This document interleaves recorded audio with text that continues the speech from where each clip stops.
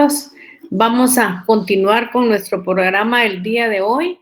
Si tienen alguna duda, algún comentario, podemos utilizar unos minutos para esto. Si no hay nada, entonces continuaremos con nuestra clase. Solo permítanme que... Vamos a ver aquí.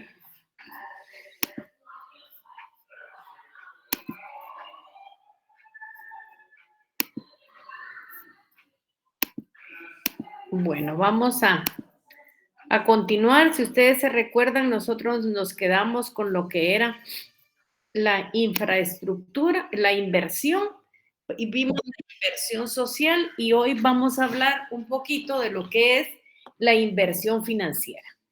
¿Qué es la inversión financiera? Son todos aquellos gastos, porque esto está visto desde el punto de vista del gasto público, que efectúa el sector público, no empresarial, en aportes de capital y en adquisición de acciones u otros valores representativos de capital, de empresas, permítanme un momentito, vamos a ingresar a todos.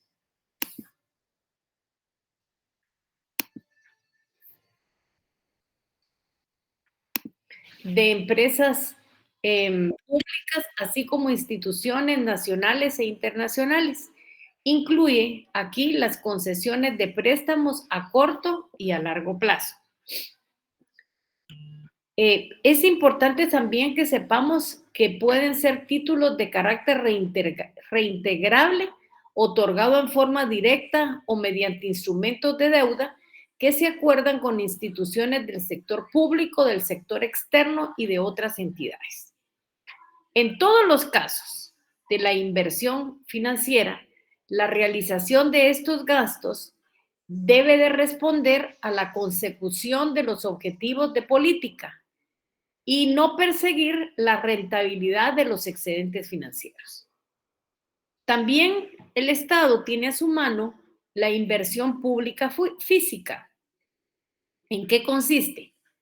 Es el gasto de maquinaria y equipo, la construcción de carreteras y obras públicas que realizan el gobierno central, que puede realizar también los gobiernos locales y las instituciones y empresas públicas descentralizadas y autónomas, financieras y no financieras.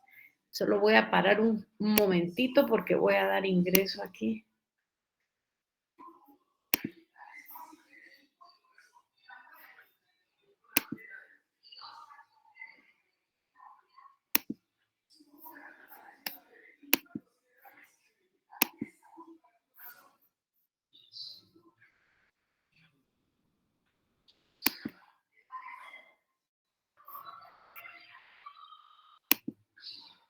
Bueno, entonces, como les decía, esos son los dos tipos de inversión pública, la social, la financiera y la física, que son gastos que realiza el Estado en cada uno de los rubros que hemos visto.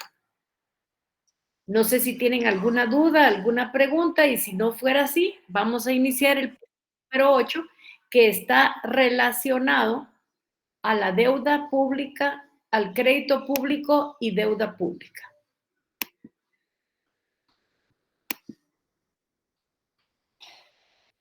Bueno, ¿qué vamos a ver del crédito público y la deuda pública? Vamos a ver la definición, vamos a ver la definición de crédito público, clasificación de crédito público, definición de deuda pública, clasificaciones de deuda pública, y vamos a ver las discusiones sobre el crédito público y la deuda pública y su incidencia en la economía guatemalteca.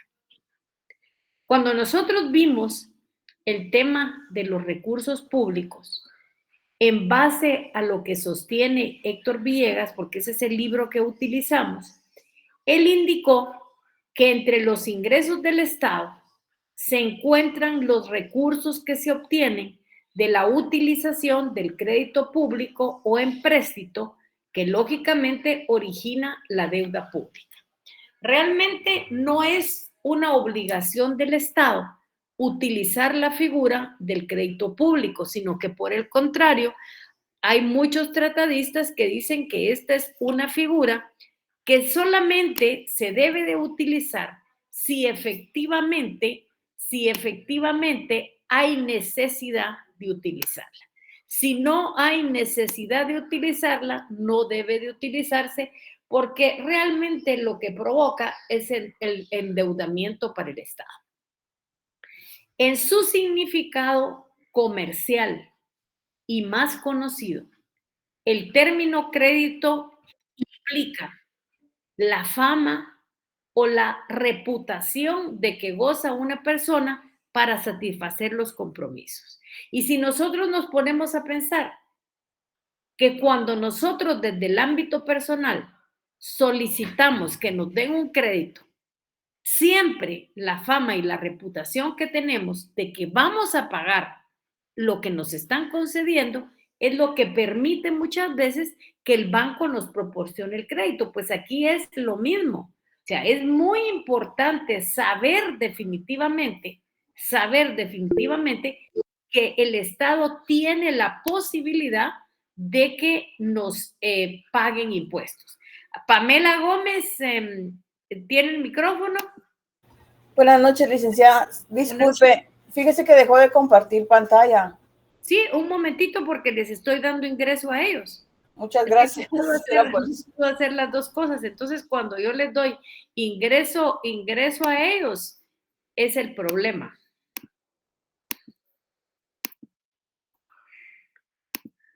Bueno, entonces les decía que en su significado comercial y más conocido, el término crédito implica la fama o la reputación de que goza una persona para satisfacer sus compromisos.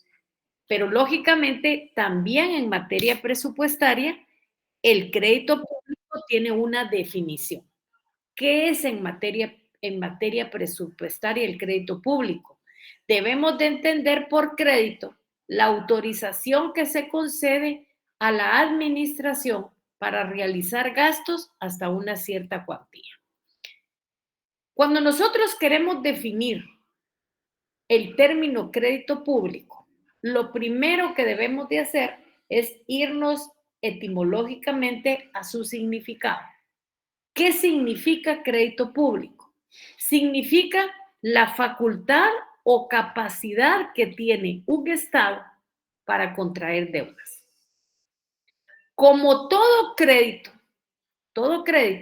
está fundamentalmente basado en la confianza de que el deudor, en este caso el Estado, habrá de cumplir el compromiso que contrae al solicitar el crédito. Cuando el Estado hace uso de su crédito público y obtiene en préstamo dinero, se origina la deuda pública. O sea que la consecuencia de la utilización de la figura del crédito público es la obtención de la deuda pública. El crédito público tuvo su desarrollo en una época relativamente reciente, la cual podemos ubicar en los últimos días del siglo XVIII y el inicio del siglo XIX. Antes de esto, los gobiernos recurrían al crédito, pero solo ocasionalmente, por importes reducidos y con mayores dificultades en la actualidad.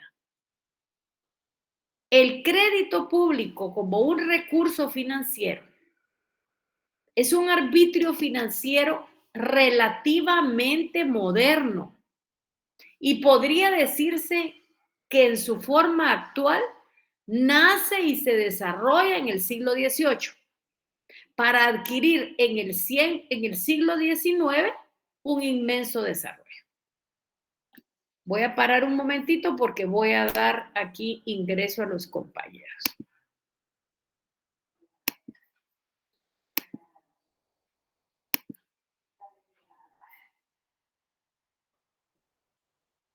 Bueno, ¿cómo se clasifica el crédito público?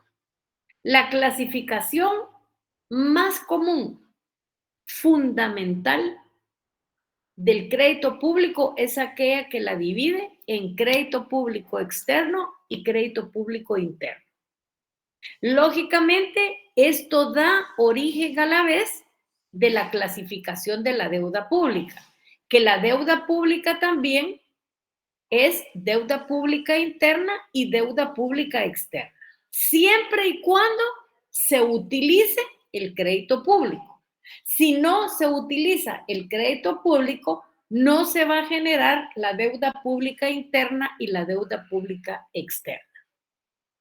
¿Qué debemos de entender nosotros por crédito público externo y crédito público interno? Me van a permitir, solo voy a ingresar después de las 7:30, ya no le voy a dar ingreso a ninguno porque realmente esto sí nos quita el tiempo. No sé qué pasó, los de la A entran perfectamente bien, pero aquí siempre hay un problema. El crédito público externo es aquel crédito de que goza un Estado en otros estados extranjeros o entre los inversionistas particulares externos. Lógicamente, cuando nosotros hablamos de crédito público externo, estamos hablando de un crédito público fuera del territorio nacional. Allá vamos a encontrar un estado extranjero o un inversionista particular que nos ayude en este sentido. Luego tenemos el crédito público interno. ¿Qué es esto?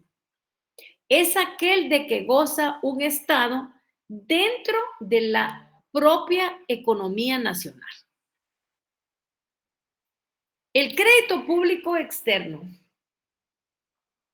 El crédito público externo se da cuando el Estado hace uso de este arbitrio financiero, obteniendo los fondos que necesita de un Estado extranjero o dentro de una economía extranjera. Nos aparecen particulares o instituciones de crédito que están fuera del país que le proporcionan al Estado los recursos que necesita.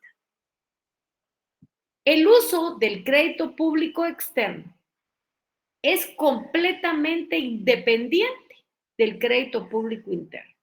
No es que tenga que usarse primero el crédito público interno y después el externo, es independiente. Se va a utilizar ahí sí que el que primero le preste al Estado. Y puede suceder que un Estado no logre obtener el crédito externo, pero por el contrario, conserve en cambio un crédito público interno. Las necesidades que originan esta forma de crédito son diferentes a las que se origina el crédito público interno.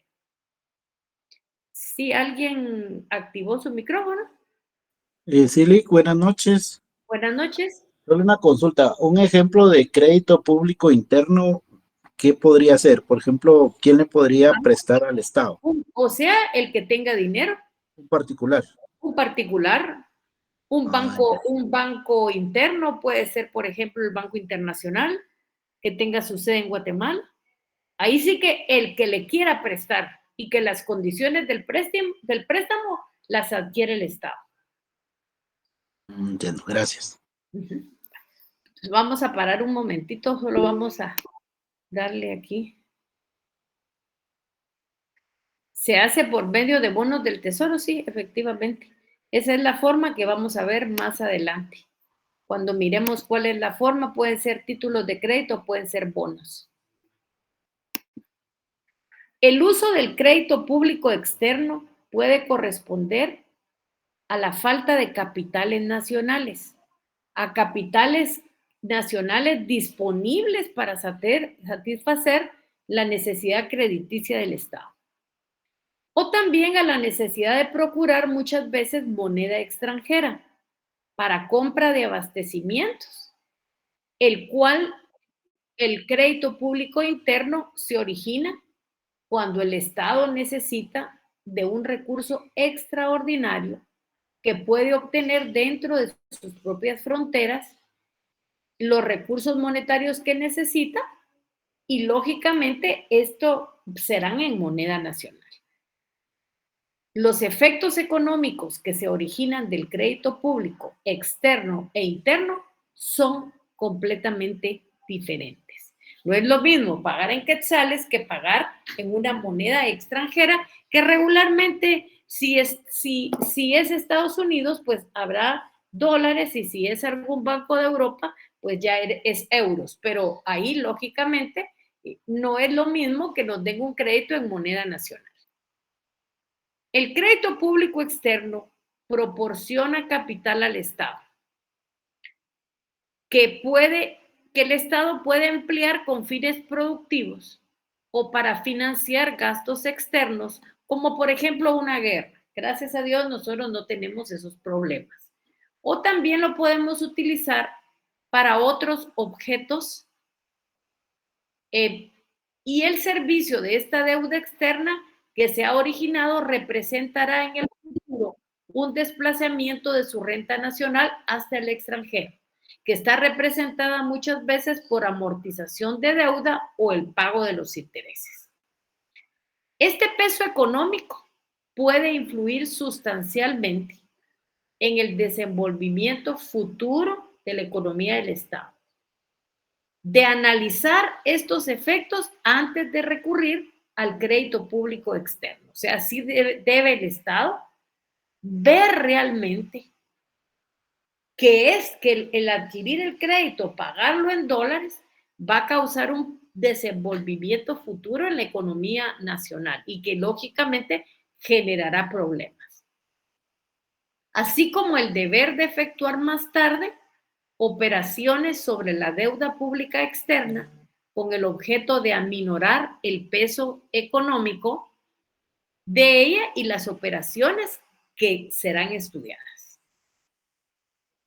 Repetimos otra vez, ¿cuándo se da crédito público interno?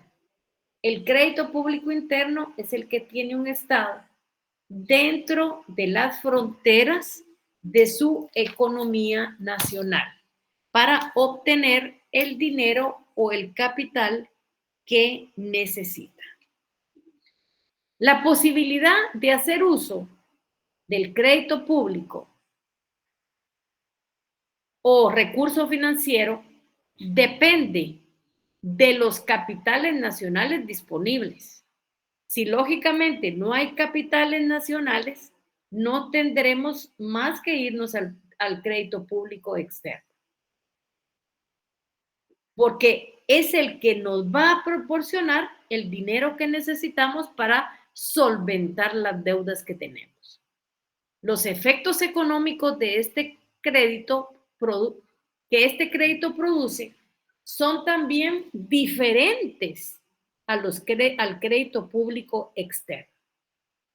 En efecto, cuando el Estado hace uso de este recurso, traspasa el poder monetario desde la economía privada hacia el sector público, restándole al sector privado el poder de tomar decisiones económicas con los fondos que el Estado ha procurado, los que pasan lógicamente a poder del Estado. Voy a parar un momentito, disculpe, voy a ingresar aquí.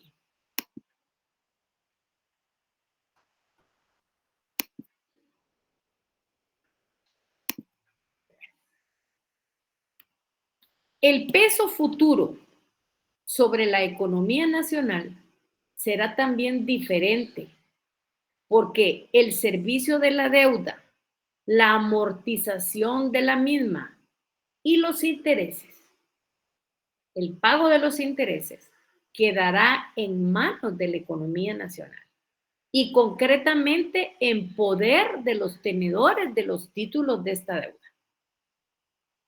Como el Estado habrá de utilizar la deuda con una parte de sus ingresos que obtenga en el futuro para conocer el peso de la deuda, lo que significa la obtención de la deuda sobre la economía nacional y sobre los distintos grupos económicos, tiene que ser un análisis elaborado sobre la naturaleza de los gastos públicos que tiene el Estado. Primeramente, porque parte de ellos provienen de sus dominios que puedan contribuir a formar el uso del crédito público. Y enseguida tenemos que saber cuál es la estructura del sistema impositivo del Estado. y la incidencia que tienen los impuestos sobre las distintas economías privadas o grupos económicos, ya que son estos diferentes a los que proporciona el Estado y son los ingresos que le permiten en algún momento determinado salir de una deuda. Pero tenemos que tener claro que lo que obtiene el crédito público, como quien dice, hay que pagarlo. Y cuando se utiliza el crédito público, lo que nos viene es una deuda pública. En el análisis económico de la deuda pública hablaremos de este tema nuevamente. Y aquí podemos llegar a una conclusión. ¿Cuál será la conclusión? Que el Estado tiene momentos concretos en los cuales los fondos disponibles en la Tesorería Nacional no son suficientes. ¿Para qué no son suficientes? Para cubrir ciertos gastos, los cuales no pueden esperar. Y como no puede esperar, esto significa que el Estado los tiene que conseguir. Y lo único que tiene para conseguirlos es la utilización del crédito público a corto plazo que regularmente tiene que reintegrar. O sea, eso tenemos que tener clarísimo. Y aquí es donde los doctrinarios se pronuncian al respecto. La utilización del crédito público debe de ser de manera excepcional y restringida y no cubrir gastos considerados como normales. Ya se imaginan ustedes si nosotros en el ámbito individual hiciéramos préstamos cada vez que necesitamos, vamos a la bancarrota, pero realmente. O sea, el negocio, por ejemplo, nosotros tenemos un crédito a la mano. ¿Cuál es el crédito a la mano? La tarjeta de crédito. Pero la tarjeta de crédito debe de ser utilizada realmente para las necesidades que se nos presentan. Claro, si tenemos algún hijo enfermo y no hay manera de ir a un hospital público, pues habrá que pagarlo con la tarjeta, pero eso no es algo normal, sino esas son cosas completamente extraordinarias. Así debe de operar el crédito público y la deuda pública.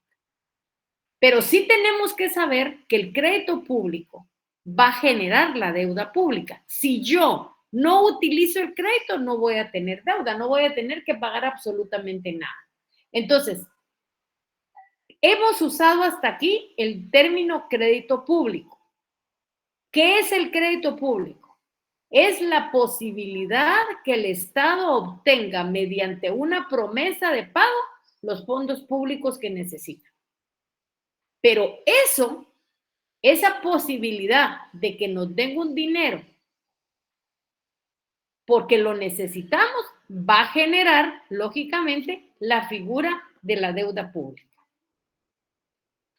Deuda pública, entonces, nosotros la podemos entender como el compromiso que contrae el gobierno de un país y ahí normalmente se incluyen no solo los préstamos autorizados por el gobierno central, sino también los que contraen los organismos regionales o municipales, instituciones autónomas, empresas del Estado, ya que sí tenemos que tener claro que el gobierno central va a ser el garante del préstamo que se haga a otros organismos de Estado. La deuda, ¿cómo podemos nosotros definir la deuda o cómo debemos de entender nosotros la deuda? La deuda la debemos definir como un instrumento financiero de naturaleza pacífica para el ente emisor. El ente emisor puede ser un país, un departamento, un municipio, que busca en los mercados nacionales o extranjeros captar fondos bajo una promesa. ¿Y cuál es esa promesa? Que se va a pagar y que se va a pagar una renta por una tasa de interés. Pero cuando el Estado hace uso de un crédito y obtiene los recursos que quería, que solicitaba, se origina la deuda pública. Aunque crédito público y deuda pública no son conceptos idénticos, en los estudios financieros se les usa indistintamente. Por eso usaremos de aquí en adelante deuda pública, para referirnos a su naturaleza técnica, a sus consecuencias que pueden ser económicas y financieras, como el sinónimo del uso del crédito público. ¿Por qué está representada la deuda pública? Por compromisos. Esos compromisos son monetarios. Pueden ser externos o internos. Pueden ser directos o indirectos del Estado, que se han originado por el uso de su crédito público. Clasificaciones de deuda pública. Aquí vamos a ver varias clasificaciones. Aquí insistimos con la definición. ¿Y cuál es esa insistencia en la definición? Deuda pública es el conjunto de compromisos monetarios de un Estado y lógicamente hay diferentes clasificaciones atendiendo varios puntos de vista. Aquí lo que nos interesa es referirnos a la deuda, a las características propias que determinan los efectos y las consecuencias de la deuda pública. La primera clasificación de deuda pública es deuda pública externa y deuda pública interna. ¿Cuál es la deuda pública externa? Es aquella que corresponde al uso del crédito público externo del Estado. Y se caracteriza porque el acreedor o acreedores de esta deuda son o un particular extranjero o un inversionista extranjero. También puede ser un Estado extranjero. Es también característica de esta deuda externa, interna, la circunstancia de que la suma de vida, aquí estamos viendo externa, que la suma de vida no está expresada en moneda nacional, sino está expresada en la moneda del Estado acreedor de la deuda. Por eso le digo, si Estados Unidos nos da ese crédito y se origina la deuda externa, lógicamente la tendremos que pagar en dólares. Si por el contrario nos da un país europeo, lógicamente la tendremos que pagar en euros, siempre y cuando no sea Londres, Inglaterra. Porque Inglaterra tiene su moneda propia. La deuda externa es cuando el pago debe de hacerse en el exterior, mediante la transferencia de valores y especialmente cuando se aplica una ley extranjera. Guatemala ha suscrito varios préstamos de este tipo. Últimamente no ha suscrito porque con esa fiesta que se tiene en el Congreso nunca se van a poner de acuerdo para un crédito, porque esto lógicamente tiene que ser aprobado por el Congreso de la República. La deuda pública externa es la suma de las deudas que tiene un país con entidades extranjeras, con un Estado extranjero. O sea, es la deuda contraída por el Estado, pero fuera de las fronteras del país. Ahora, la deuda pública interna es la que se origina por el uso del crédito público de un Estado dentro de su propia economía nacional. Es aquella que se emite y se paga dentro del país, siendo aplicables leyes nacionales y teniendo jurisdicción en los tribunales nacionales. La deuda pública interna es la que se origina por el uso del crédito público interno. Comprende todas las obligaciones contraídas por el gobierno con acreedores nacionales que pueden ser personas individuales o jurídicas. Luego tenemos la deuda pública consolidada y la flotante. es importante que sepamos que tanto la interna, el crédito público interno como crédito público interno puede ser consolidado y flotante, porque dependerá mucho del periodo para cancelarla. Entonces, ¿cuál es la deuda consolidada? Esta es un tipo de deuda pública de largo plazo que proporciona al Estado deudor un periodo más o menos largo para cancelarla o para hacerla efectiva. La deuda pública consolidada es aquella deuda pública permanente, atendida por un fondo que no requiere el voto anual de los recursos correspondientes. Y esta deuda pública consolidada puede ser reembolsable y perpetua. Cuando la deuda pública consolidada es reembolsable, cuando el Estado deudor contrae el compromiso de devolver por pagos parciales o en un periodo determinado el capital que le fue prestado y los intereses del mismo. Esa es la consolidada reembolsable. Su mismo nombre dice que hay que pagarla. La puede pagar por pagos parciales o un periodo determinado. Va a pagar el capital que le fue prestado y va a pagar los intereses del mismo. Dejemos, voy a ingresar a alguien aquí, por favor.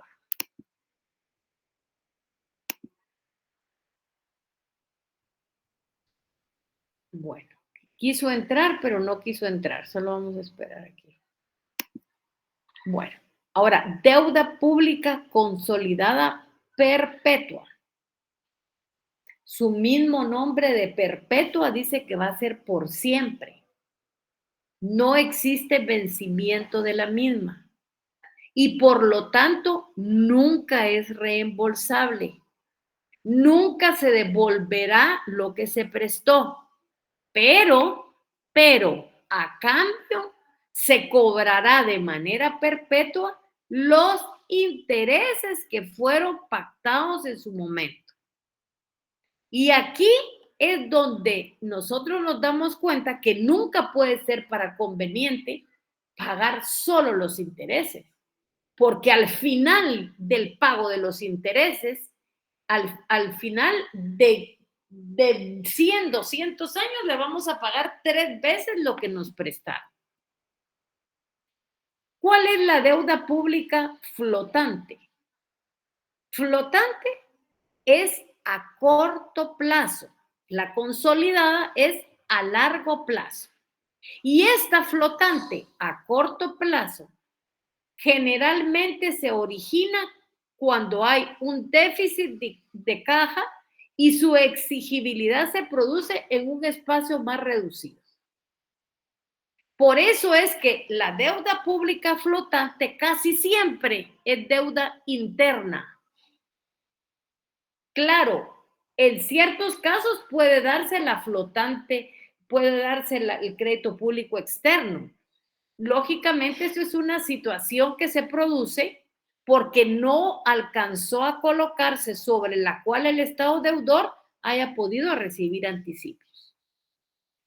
La deuda pública flotante es la que el Tesoro del Estado contrae en un periodo chiquito, porque lo que va a solucionar son necesidades momentáneas, necesidades momentáneas de caja, por gastos imprevistos o por retraso en los ingresos ordinarios. Esta clasificación en flotante y consolidada, hoy por hoy, ha perdido su significado. ¿Qué es lo que se usa hoy? Hoy se usa la deuda a largo plazo, a mediano plazo y a corto plazo. ¿Cuál es la deuda a largo plazo? Aproximadamente 30 años. Mediana, de 3 a 10 años. Y corto, un periodo de un año plazo. También tenemos lo que es la deuda perpetua irredimible. ¿Cuál es la perpetua? Son las que el Estado asume con la sola obligación de pagar intereses, sin estar obligada a reembolsar o con reserva de reembolsar cuando quiera. En cambio, las redimibles son aquellas en donde el Estado que ha prestado se obliga al reembolso y al pago de intereses, con diferencia en los términos de duración y los planes de amortización.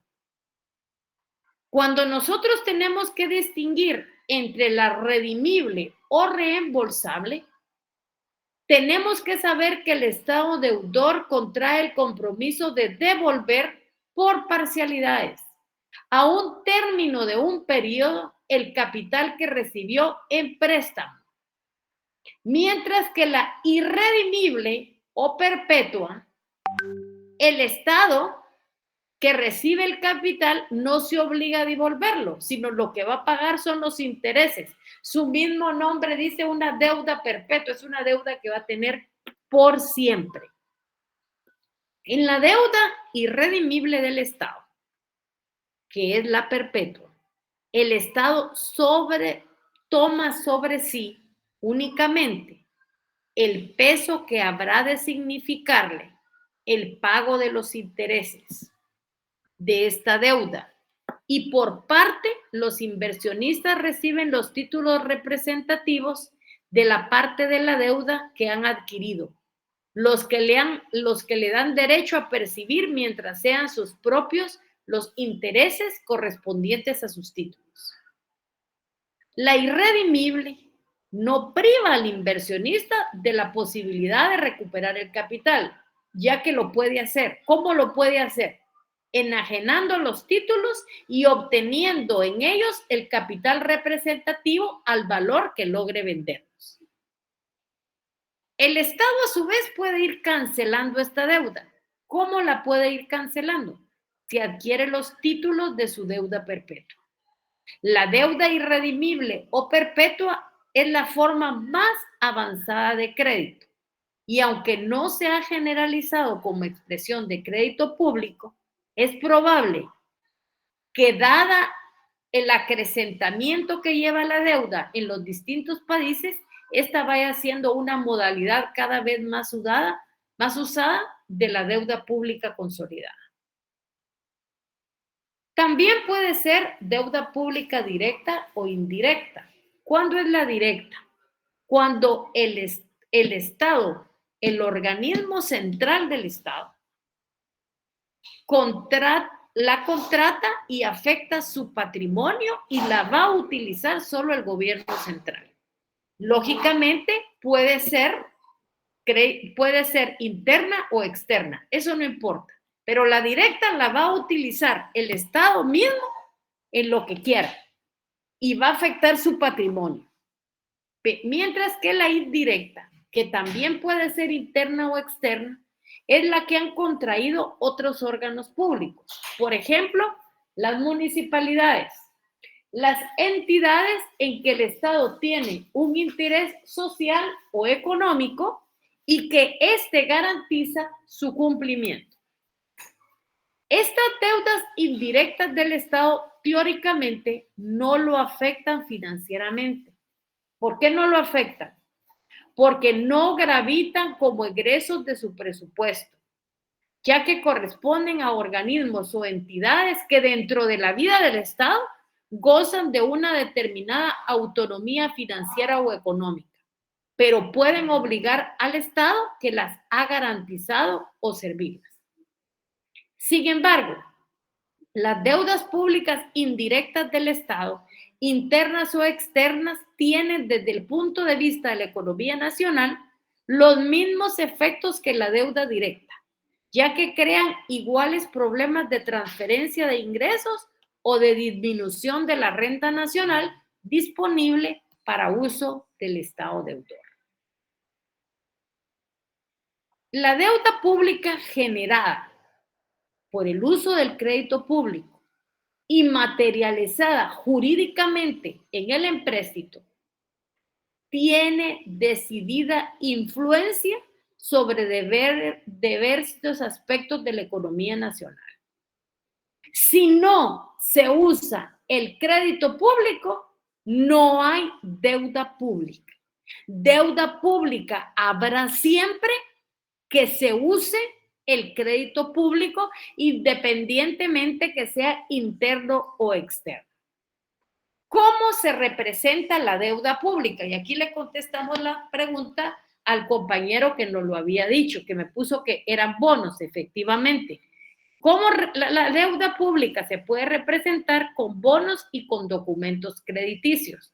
Con bonos, son un instrumento legal de crédito mediante el cual se adquiere el compromiso de pagar una cantidad prefijada en una fecha concreta cuando se cumplan determinados requisitos.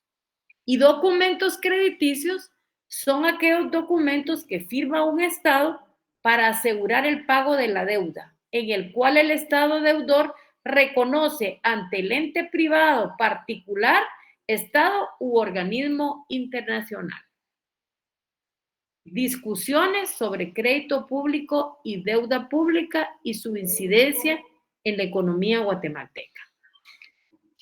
Es importante que conozcamos la historia. Inglaterra utilizó el crédito público inicialmente en 1688. En la época en que comienza a hacerse uso del crédito público, la doctrina, todos los estudiosos, todos los doctrinarios se pronunciaron abiertamente contra ese arbitrio financiero. No estuvieron de acuerdo. ¿Por qué no estuvieron de acuerdo? Porque lo consideraron una amenaza. ¿Una amenaza para quién? Para el Estado, porque la utilización del crédito público causaría su ruina en el futuro. A pesar de eso, de estos vaticinios y de estas opiniones, los estados fueron haciendo uso de este recurso, sin tomar en cuenta esas opiniones pesimistas y como una necesidad de hacer frente a los crecientes gastos públicos, especialmente a los derivados de las guerras. Las curvas gráficas que muestran el desarrollo y el incremento de la deuda pública de los principales estados europeos señalan un ascenso de esta casi vertical desde fines del siglo XVIII hasta el año 1815. Pero estabilizarse entre este año y 1914 volvió a ascender después de este periodo nuevamente casi en forma vertical. Hay que considerar que en Estados Unidos la deuda federal creció de 65 millones de dólares en 1860 a 269 millones en 1946. Ahí sí que pasaron por el arco del triunfo lo que decían los estudiosos de este tema, pero miren cómo se incrementó la deuda pública y representó más del 100%, porque representó el 138.80% de la renta nacional. ¿Qué pasa en el presente siglo? El uso del crédito público vuelve a experimentar un inmenso acrecentamiento, porque se dio una depresión mundial de la tercera década. Tuvimos en todo el mundo la Segunda Guerra Mundial, tanto en el periodo en que la antecede, antes de la Guerra Mundial, durante la Guerra Mundial y en el periodo que le sigue. Este inmenso acrecentamiento de la deuda pública de los estados, sin que se produjeran catástrofes anunciadas por los teóricos en el siglo XVIII y por algunos de épocas posteriores, ¿a qué condujo? A una visión sobre la deuda pública, dando origen a un estudio profundo de sus características económicas, de sus consecuencias sobre la economía nacional, sobre la población de un país o sobre sus distintos grupos económicos. En los países latinoamericanos, como los nuestros, el uso actual del crédito público es constante, lo que implica el endeudamiento de los estados. Pero como en el Congreso de la República hay una guerra conocida por todos, no se ha autorizado en este tiempo ningún crédito público. El último que se autorizó fue en el tiempo del presidente Yamatei. Entramos no sé si tienen alguna duda, alguna pregunta, o entramos a lo que es política fiscal. ¿Qué vamos a ver de la política fiscal? Que es el punto número 9. La definición, las características, vamos a hablar del pacto fiscal, vamos a hablar de definición de principios y de incidencias de la economía guatemalteca. Para estudiar política fiscal,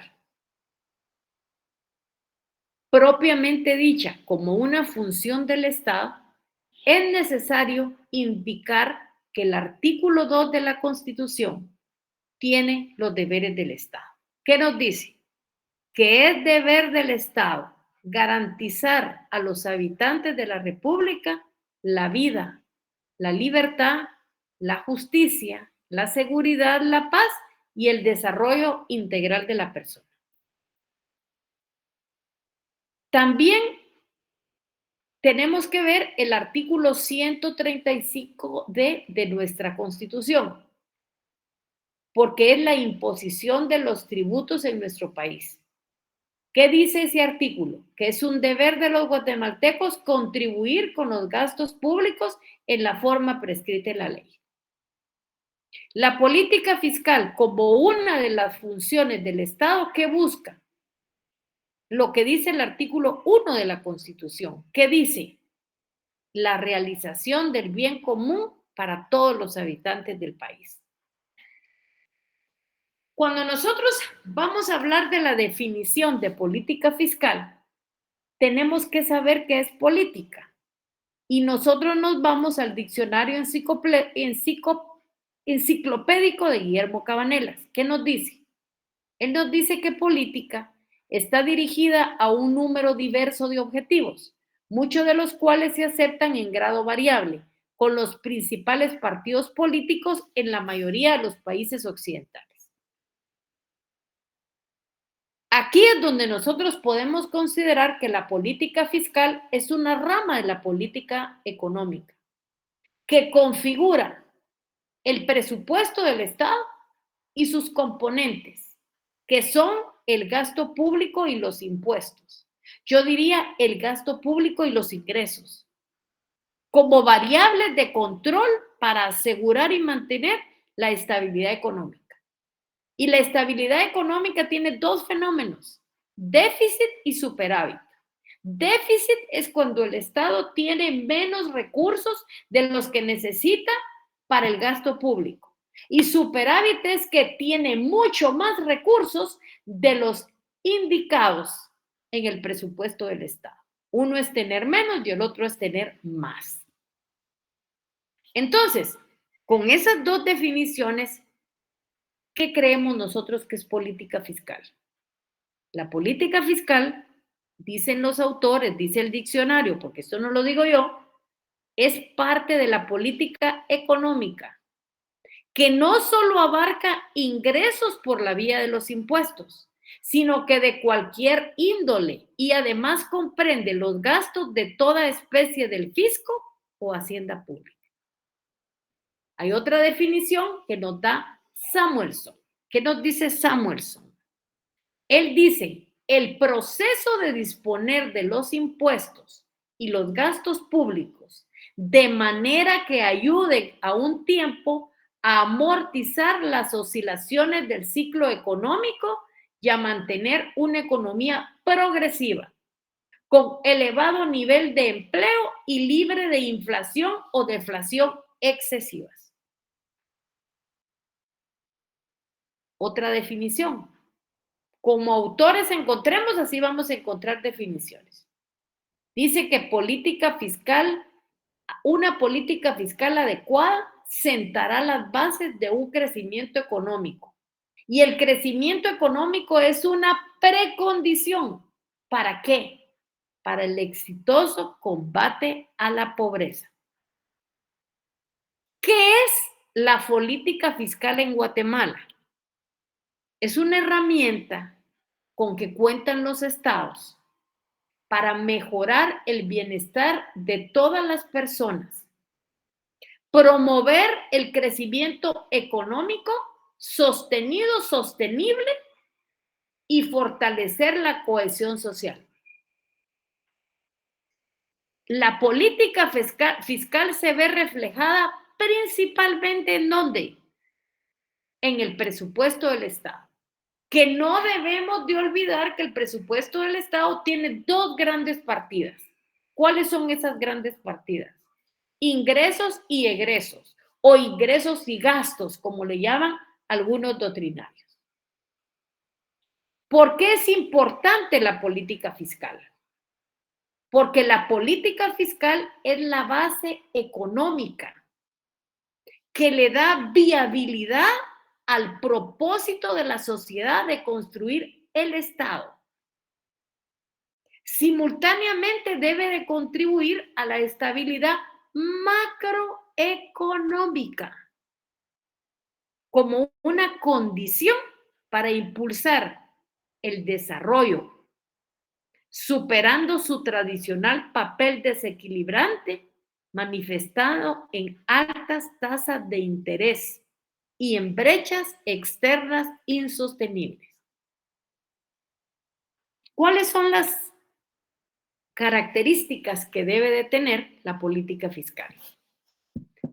La número uno, ¿cuál es? Se encarga de establecer el presupuesto del Estado. Recuerden ustedes, con esas dos grandes partidas, ingresos y egresos, o ingresos y gastos, como lo llaman algunos. Otra característica es que trabaja a partir de dos herramientas principales del Estado, que lógicamente están contenidas en el presupuesto. ¿Cuáles son esas herramientas? Gasto público e impuestos, que nosotros diríamos ingresos y egresos. Refleja los gastos económicos del Estado. El Estado debe de gastar en cosas importantes que permita cumplir con el objetivo, que es satisfacer las necesidades de la población. Y cuando cumpla con las necesidades de la población, meter todo lo demás que necesita. Ahorita que cumpla con eso. Su principal objetivo es asegurar la estabilidad financiera. Y recuerda que es eliminar la brecha de la pobreza. Es que todos estemos bien, que todos estemos bien. La quinta característica, busca amortizar las variaciones del ciclo económico. Sexto, fomenta el crecimiento económico del Estado.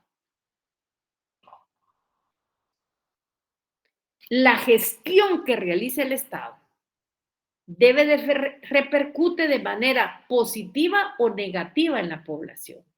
La población puede tener beneficios o puede tener carencias. Y esto va a ser el resultado de la gestión del Estado. La política fiscal puede disminuir los niveles del desempleo. Y eso es importante porque mientras menos desempleados habemos, mucho mejor va a ser la posibilidad de desarrollo del Estado. Porque debe de garantizar, que es la otra característica, los servicios sociales básicos para la población. Por eso les digo que dejen de soñar, que cumplan con lo fundamental, que lo fundamental nos hará completamente diferentes. ¿Dudas, preguntas, comentarios? Bueno, hay 118 en este momento.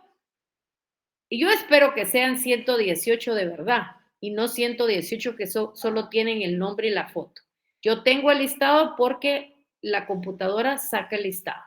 En el momento en que necesiten un puntito ahí, con muchísimo gusto, a esas personas del listado van a tener el número. Son 118 personas. Y les agradezco porque en esta clase hay 359 alumnos y solo hay 118 que son los que siempre se mantienen recibiendo las clases. Entonces, en la vida todo darán. Ustedes se sacrifican recibiendo clases y yo, si necesitan, les doy el punto. Así que todos felices y contentos. Pasen feliz noche. Les agradezco mucho el sacrificio de haberse quedado el día martes y menos Willy, cabal, son 117 cabal. Entonces, yo les agradezco muchísimo su sacrificio de haber estado el día martes un poco más del tiempo y ahora solo le robé 5 minutos. Iba un poco acelerada, pero me interesaba que recibieran las clases porque no es solamente de enviar los documentos, creo que uno tiene que explicar, ustedes tienen que comprender, tiene que darse ese proceso enseñanza-aprendizaje.